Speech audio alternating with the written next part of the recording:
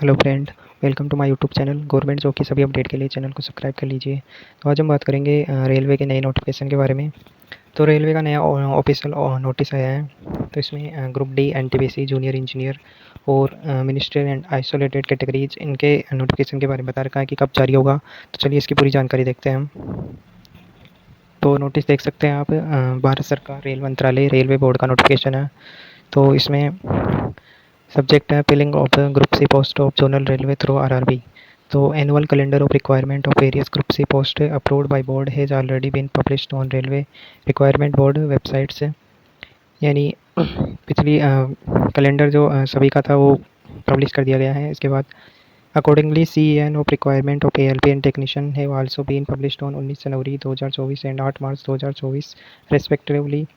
तो एलपी और टेक्नीशियन का नोटिस आ चुका है। इसके अलावा in this connection competent authority has nominated nodal RRB for issuing OPCN and for conduct of computer based test CBT as per the following table।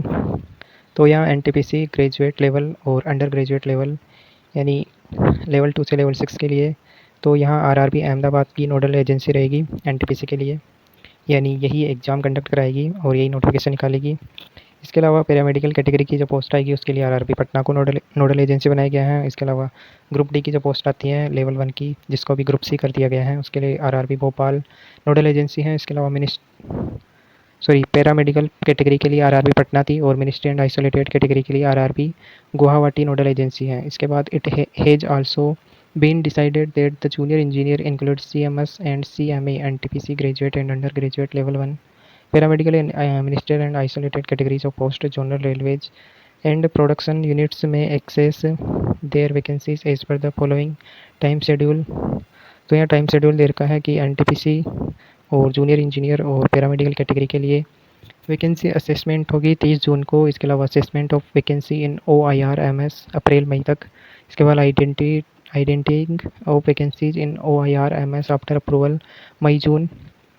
इसके अलावा प्रपोजल फॉर ड्राफ्ट CN जून में आएगा। तो यानी एनटीपीसी जूनियर इंजीनियर और paramedical category इन तीनों के लिए जून तक नोटिफिकेशन आ सकता है। और इसके अलावा जो ग्रुप डी की पोस्ट है और मिनिस्ट्रियल एंड आइसोलेटेड कैटेगरी के लिए वैकेंसी असेसमेंट होगी 30 सितंबर को। इसके अलावा assessment of vacancies in OIRMS इनका जुलाई 2024 में। इसके बाद identifying of vacancies in OIRMS after approval अगस्त 2024 में।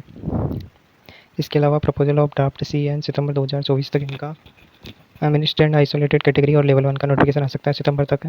तो chairperson RRB Bangalore will be calculating the detailed schedule of assessment of vacancies। Immediate action as indicated above may be taken by zonal railway production unit and RRB and progress be advised for information consideration of board। तो ये notice था। तो यहाँ बता रखा है कि NTPC junior engineer paramedical category के लिए जून तक नोटिफिकेशन आ सकता है चुनाव के बाद, और ग्रुप डी पोस्ट और मिनिस्ट्रियल आइसोलेटेड कैटेगरी के लिए सितंबर तक नोटिफिकेशन आ सकता है। तो यही जानकारी थी और ऐसी गवर्नमेंट जॉब अपडेट के लिए चैनल को सब्सक्राइब कर लीजिए।